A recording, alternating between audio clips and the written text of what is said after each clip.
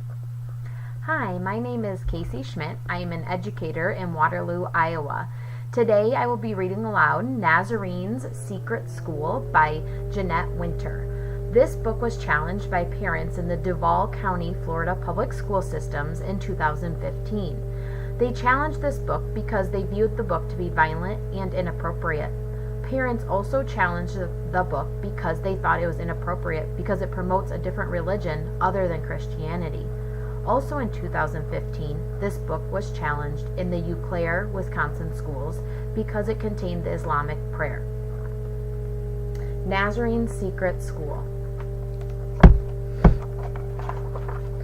My granddaughter Nasreen lives with me in Herat, an ancient city in Afghanistan. Art and music and learning once flourished here. Then the soldiers came and changed everything. The art and music and learning was gone. Dark clouds hang over the city. Poor Nasreen sat at home all day because girls are forbidden to attend school. The Taliban soldiers don't want girls to learn about the world, the way Nasreen's mom and I learned when we were girls. One night, soldiers came to our house and took my son away with no explanation. We waited many days and nights for his return. Finally, Nasreen's frantic mama went searching for him, even though going out alone in the streets was forbidden for women and girls. The full moon passed our window many times as Nasreen and I waited. Nasreen never spoke a word. She never smiled. She just sat, waiting for her mama and papa to return. I knew I had to do something. I heard whispers about a school, a secret school for girls, behind a green gate in a nearby lane. I wanted Nasreen to attend this secret school. I wanted her to learn about the world as I had. I wanted her to speak again. So one day, Nasreen and I hurried down the lanes until we came to the green gate. Luckily, no soldier saw us. I tapped lightly. The teacher opened the gate, and we quickly slipped inside. We crossed the courtyard to the school, one room in a private house filled with girls. Nasreen took a place at the back of the room. Please, Allah, open her eyes to the world, I prayed as I left her there. Nasreen didn't speak to the other girls. She didn't speak to the teacher. At home, she remained silent. I was fearful that the soldiers would discover the school, but the girls were clever. They slipped in and out of school at different times so as not to arouse suspicion.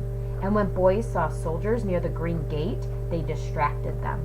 I heard of a soldier who pounded on the gate, demanding to enter. But all he found was a room filled with girls reading the Quran, which was allowed. The girls had hidden their schoolwork, outwitting the soldier. One of the girls, Mina, sat next to Nasreen every day, but they never spoke to each other. While the girls were learning, Nasreen stayed inside herself. No worry was deep. When school closed for the long winter recess, Nasreen and I sat by the fire. Relatives gave us what food and firewood they could spare. We missed her mama and my son more than ever. Would we ever know what had happened? The day Nasreen returned to school, Mina whispered in her ear, I missed you. And Nasreen answered back, I missed you too. With those words, her first since her mama went searching, Nasreen opened her heart to Mina, and she smiled for the first time since her papa was taken away. At last, little by little, day by day, Nasreen learned to read, to write, to add and subtract. Each night she showed me what she had discovered that day. Windows opened for Nasreen in that little schoolroom. She learned about the artists and writers and scholars and mystics who long ago made Herat beautiful. Nasreen no longer feels alone. The knowledge she holds inside will always be with her, like a good friend. Now she can see blue sky beyond those dark clouds. As for me, my mind is at ease. I still wait for my son and his wife, but the soldiers can never close the windows that I've opened for my granddaughter. Inshallah. As an educator, I support Nasreen's Secret School because I believe it can teach students a variety of things. The top reason I would teach this book to my students is because it can open their eyes to the world around them. It could help them see the drastic differences between children's lives in other countries, cultures, and religions in comparison to their own lives.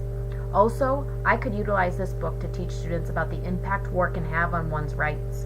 Additionally, this book could teach students the importance of education, as well as show them how much education is a privilege in the United States.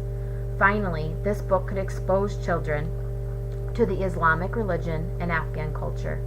Go check out Nasreen's Secret School and let me know what you think.